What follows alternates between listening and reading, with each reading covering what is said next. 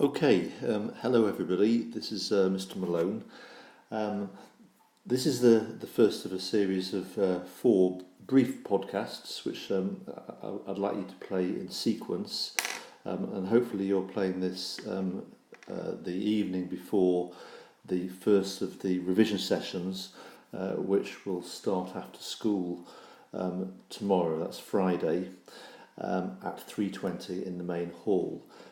So these four podcasts are just going to briefly take you through the way the sessions will run and the specification details and so on. And then when I see you tomorrow, we'll just get straight into the revision of the content. Okay, so moving on. This podcast then sort of focuses in on the actual schedule and the resources and the way in which the resources are organised. So you're looking at the schedule there. So as you can see, the first session is tomorrow, Friday the 14th, the birth of the Weimar Republic, and they run through pretty much every Friday, 3:20 till 4:30 in the main hall. Until the last Friday of term, the 16th of December, which is the session on Nazi racial policy. It doesn't quite work out the final topic area, Nazi Germany at war, because we break up. We don't break up on a Friday.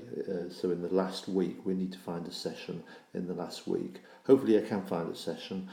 If not, I'll do that revision session by means of a series of podcasts on that topic. But those topics that you listed there cover the whole of the specification. So that the focus is very much on revisiting the content, making sure your understanding is secure, and testing your knowledge on it. Okay, so where will you find the resources for these revision sessions? Well, the first thing I want to really emphasise is you've got an enormous wealth of resources that I've produced for you, which puts you in a very, very good position. So they're all on Frog, they're all in Centre Zone. So go into Centre Zone, you can see the navigation path there. Go to History Revision, and then go to the History area, and then go to Revision GCSE. And what you'll then see is this particular screen. I always find it's best to click on that button there to turn it into a list view, so you get a better sense of the folders. So the screen is partitioned. On the right hand side here, you've got a list of all the folders, so you can see a list of folders there. So obviously you want to then click on the Life in Germany revision folder. That will then take you to this screen, and it's almost the same, but you've got a list of all the subfolders within the Life in Germany area, starting with here, Introduction, which is effectively the podcasts that you're playing now, and then tomorrow's session, the birth of the Weimar Republic there, and so on, working your way down through all of the sessions. So you've got folders. All the revision materials that I will use in the revision sessions will be in those folders. Okay, so that's the right-hand half of the screen. Also, though, I really want to draw your attention to the left-hand side of the screen. You've got the same list of topics, so starting with the birth of the Weimar Republic, then the early years of the Nazi Party. Those are the same topics for all the Friday sessions, but these are actually web pages. So you go on to, I won't show you a screenshot of those, but if you go to that area and click on any of those web pages, again, you will find a huge wealth of the resources laid out in a different way.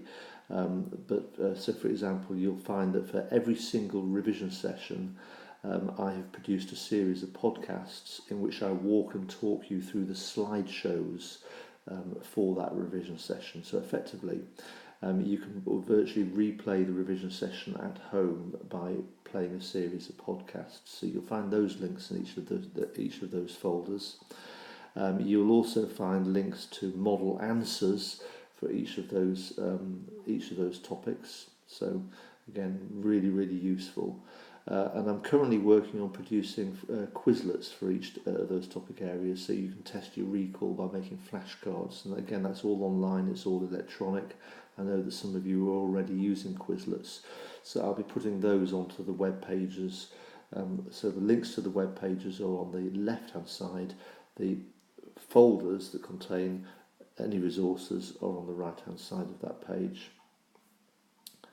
Going back to the folders, if you scroll down, so you can see it goes down to topic 11, Nazi Germany at war, and then there's a couple of other numbered folders, but you also see at the bottom a folder called Exam Board Materials. I really can't emphasise how strongly enough how useful this folder is. So go into that folder, and using whichever folder it is, basically you've got a range of resources. You've got past papers, you've got examiners' reports, and you've got mark schemes. And whichever folder you go into, you've got all of those past papers going back to the very first year of the specification, all of the mark schemes going back to the first year, and all of the chief examiner's reports. So there you can see the sort of subfolders: past papers, mark schemes, and examiners' reports, each packed with really, really valuable material produced by the exam board as PDFs, which you can download. And so you really, really do need to be sort of like using those materials, working your way through. The real key to success with GCSE History is to practice, writing answers to past questions, and then looking at the mark scheme, effectively comparing your answer to the mark scheme, and then going to the chief examiner's report, which points out to you where candidates went right and where they went wrong in previous years with that same question. So, for example, there's the question, an extract from a question paper, a question 5. There is the mark scheme to that question. As you can see, it gives examples of the type of points that they were looking for to get the top level, and it does that with every single past question from every single past paper. They're all there in the folders. If you really work your way through all the past papers in this way, you will be absolutely airtight for the final exams, which is why you need to use those. And then the examiner's reports, absolutely superb. So this is the same question, a question 5 from a previous year about the German labour service. So as you can see, it talks about level 3 responses, which are the best. Level 3 are high level responses, grade A star and A, and then it points out level 2 responses, what candidates were doing in that year that made their responses weaker, and then level 1 responses, which were the weakest of all, which again points out the type of mistakes that they were making.